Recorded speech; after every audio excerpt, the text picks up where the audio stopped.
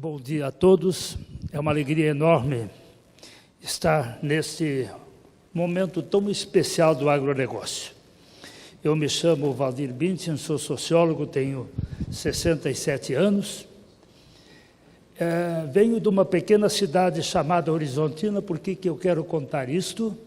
Porque eu lembro da realidade do agronegócio começando a acontecer na minha região com o plantio da soja. A Grande Santa Rosa é o berço da soja. E também em Horizontina aconteceu a transformação industrial. Lá se produziu a primeira colheitadeira do país, SLC. Tenho muito orgulho disto e lembro que meu pai era um pequeno agricultor e eu também trabalhei na agricultura por um certo tempo, mas como senti que essa não era a minha vocação, e eu acabei tendo uma família grande. A Vânia Maria e eu temos 6 meninas, que é o nosso grande patrimônio. Isso nos preocupou porque nós não tínhamos capital, não podíamos distribuir terras, não podíamos fazer sucessores no agronegócio, porque o que eu plantava lá no Paraná, quando nasceu exatamente o plantio direto no Paraná, eu era plantador de feijão e eu tinha apenas 120 hectares, que era muita pouca terra. Então eu conheço a agricultura desde sempre. Bom, o que aconteceu então na nossa casa? Como nós temos 6 filhas mulheres, e eu pensei, puxa, como eu posso ajudar essas minhas crianças, né? Contribuindo com alguma coisa, já que não posso fazer isso com capital. Então, obviamente, surgiu uma coisa muito forte que a gente não tinha domínio sobre isso. Alguém sinalizou que uma das nossas crianças podia ser modelo. Isso estava completamente afastado do meu pensamento, eu reagi contra aquilo. Mas como lá em casa existe uma filosofia que a gente nunca rouba o sonho de ninguém, eu tive que, em acordo com a minha esposa, exatamente oportunizar esta ideia dessa menina avançar nessa tentativa. Então, esse rapaz que viu esta aptidão, por que eu estou dizendo isto? Porque exatamente falar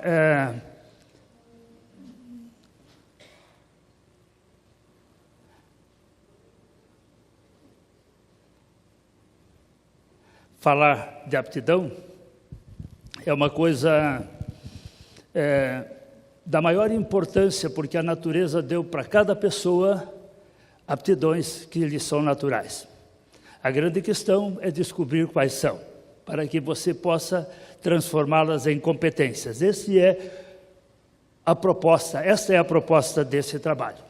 Então, quando esta menina, eu acompanhei ela por 2 anos e meio, então eu estava equivocado, o rapaz que viu a aptidão nela estava certo. Quando eu cheguei em casa, achei que tinha resolvido um grande problema, eu vi que eu tinha mais 5 problemas, né? Porque as outras meninas me perguntaram, pai, a gente serve para quê? Então, nesse momento, eu comecei a estudar a aptidão humana e nunca mais parei. Então, tudo que eu quero compartilhar com os jovens é isto. É exatamente este estudo de perfil e a importância de você buscar o autoconhecimento e reconhecer a sua singularidade, porque cada um de nós é singular. Eu não posso ser o Steve Jobs, eu não posso ser o Villa, se bem que eu gostaria de ser tudo isso, né? Mas eu gostaria de ser alguém importante, né? Mas, obviamente, a natureza deu para mim uma singularidade, eu preciso trabalhar com ela. Eu não preciso, por isso me fez eliminar a inveja da minha vida, né? Porque eu senti que eu não posso ser o outro, eu apenas posso ser melhor do que eu mesmo a cada dia, desde que eu reconheça esse ponto de partida. O que eu tenho de melhor que eu posso melhorar a cada dia? Isto é o princípio da melhoria contínua.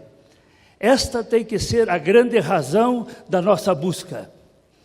Então, por isso, eu criei uma pequena técnica para exatamente poder trazer para vocês, jovens e para todos aqueles, porque eu me dei conta que eu estava ficando velho e eu até perguntei, puxa, como é que será a minha velhice? Será que ficar velho é bom? Será que velhice é um prêmio ou é uma punição? O que eu vou fazer para dar segurança para mim? Então, nesse sentido, e como eu tinha todas essas meninas, eu comecei a olhar como eu poderia descobrir e ajudar as minhas filhas a descobrir o que a natureza tinha lhes presenteado. E aí eu cheguei à conclusão que precisava se construir um método para essa busca. E que esse método não criasse dependência, que você pudesse olhar para uma ferramenta de trabalho e ela pudesse te trazer a informação. Então, a primeira ideia, exatamente olhando para a teoria dos centênios, que explica que a nossa vida é cíclica, eu tinha uma primeira informação, que aonde é formado a primeira ideia da essência do nosso caráter, da onde sai a nossa marca, da onde a nossa imagem é construída, onde a essência das nossas características acontece a formação. Então eu descobri que nos primeiros 7 anos de vida acontece uma revolução dentro da gente e nós seguimos exemplos dos nossos pais, que são os grandes condutores, né? E assim por diante. Então, eu vi que aquilo que nós somos é construído nos primeiros 21 anos de vida, nos primeiros 3 ciclos de 7. Isso também é freudiano, né? Então, todos aqueles que estudam isso vão saber, e é preciso que a gente estude isto. Bom, então eu vi que nós somos um pouco do que pensamos que somos. O grande problema é que podemos estar iludidos com aquilo que pensamos a nosso respeito. Mas é esta formação da essência do caráter que vai permitir que a gente avance pela vida servindo as outras pessoas. Mas aquelas pessoas que eu vou servir têm um juízo de valor sobre nós, têm uma expectativa de como é que nós poderemos servi-las. Então, começa a entender o segundo fundamento de quem você é. Você é também o que os outros pensam que você é. Porque a eles que você tem que servir. Não adianta você achar que é o cara e eles não acreditarem nisso. Quer dizer, quanto essa tua marca, você é uma pessoa legal, você é uma pessoa humilde ou você é um arrogante? Quem é você? Isso não se muda mais na vida, isso é da essência do caráter. Cada um tem características com quais ele vai navegar pela vida. Então, mas aí eu descobri de que não é apenas os outros que importam. O que importa é como tu vais agir com aquilo que tu pensa que és a serviço dos outros. Aí eu entendi que cada um é também o seu passado. Desde o dia que você nasceu até este momento, você tem uma história de vida. É como você trata o garçom, como você construiu a sua família, como você exatamente age com aquilo que você construiu de características a serviço, fazendo a tua história. Então, a tua história, quer dizer, eu sou as minhas obras. Desde o dia que nasci até esse momento, eu construí alguma coisa. Isso tem números. Se eu disser que sou bom em história, pode ir lá olhar nos meus boletins, eu sou bom em história.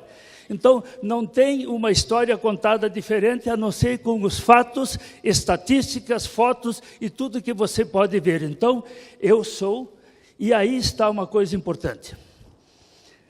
Ser quem você pode ser depende da mentalidade que você tem no exercício da tua característica. A tua mentalidade é que vai construir resultados.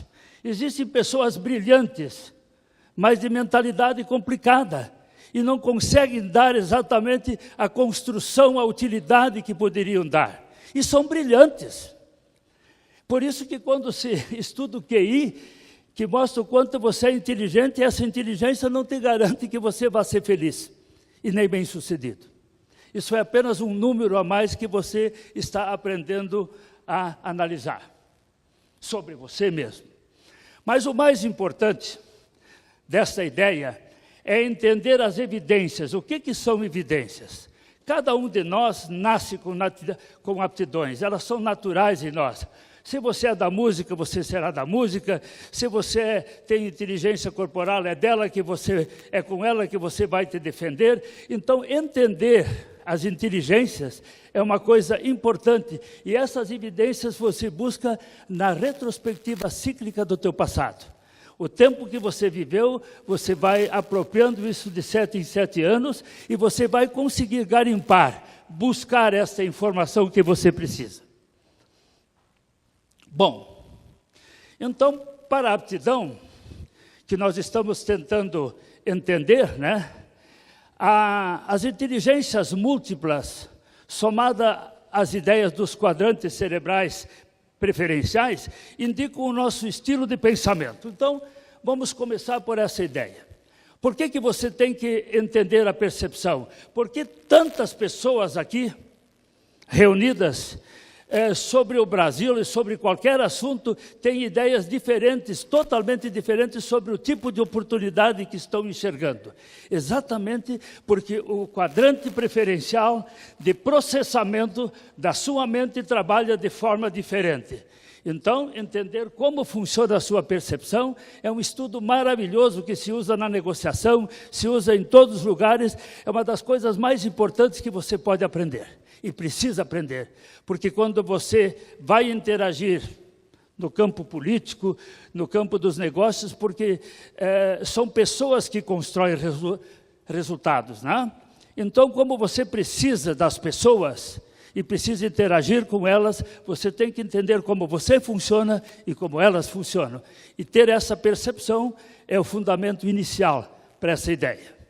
As múltiplas inteligências exatamente nos mostram, esta é uma teoria de Gartner, né, que mostrou de que se você entende, não basta você entender que você tem uma inteligência musical, você precisa aprofundar qual é a ordem, quantas inteligências você tem.